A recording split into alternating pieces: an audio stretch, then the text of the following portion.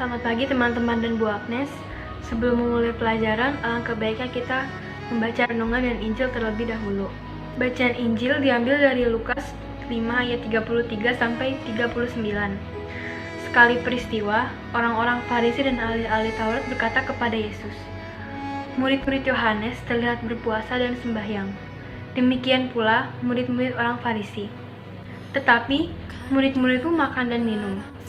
Yesus pun menjawab, "Dapatkah sahabat mempelai disuruh berpuasa selagi mempelai itu bersama mereka?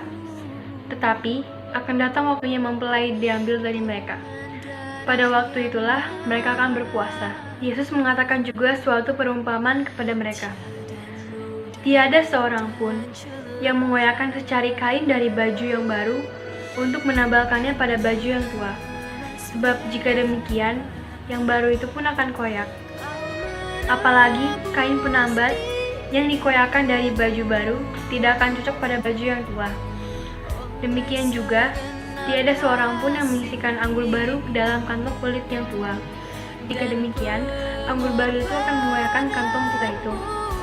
Lalu, anggur akan terbuang dan kantong itu pun hancur. Tetapi, anggur yang baru itu harus disimpan dalam kantong yang baru pula. Dan tiada seorang pun yang telah minum anggur tua itu ingin minum anggur yang baru.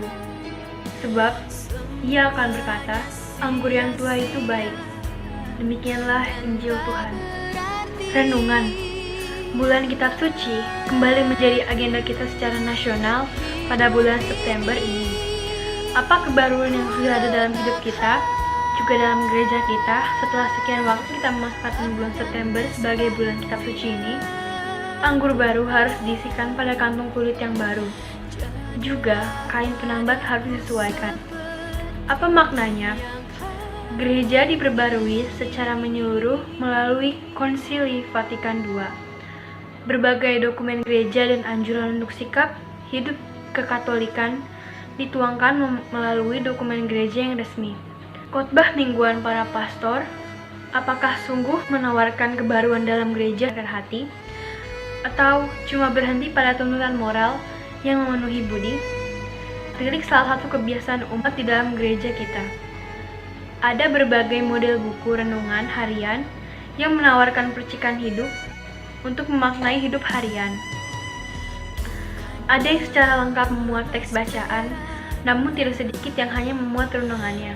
Berapa persen umat yang memanfaatkan aneka buku renungan harian dan sungguh membaca firman Tuhan sebagai bekal hidup harian? Masih perlu dibuat berbagai cara dan terobosan untuk membiasakan umat dan keluarga membaca kitab suci dan mempunyai saat teduh dalam keluarga. Marilah kita berdoa. Allah Bapa, sumber pembaruan, kami bersyukur atas sukacita yang Kau sediakan bagi kami dalam diri Yesus, Saudara sebagai kami.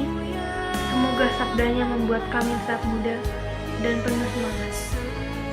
Amin. Aku ini cahaya dunia, sabda Tuhan yang mengikuti aku, hidup dalam cahaya.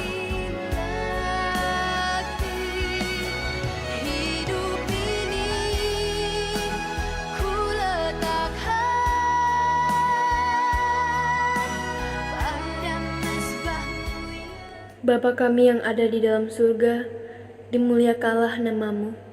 Datanglah kerajaan-Mu, jadilah kehendak-Mu di atas bumi seperti di dalam surga.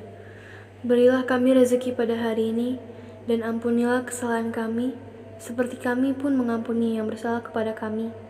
Dan janganlah masukkan kami ke dalam pencobaan, tetapi bebaskanlah kami daripada yang jahat. Dalam nama Bapa dan Putra dan Roh Kudus. Amin.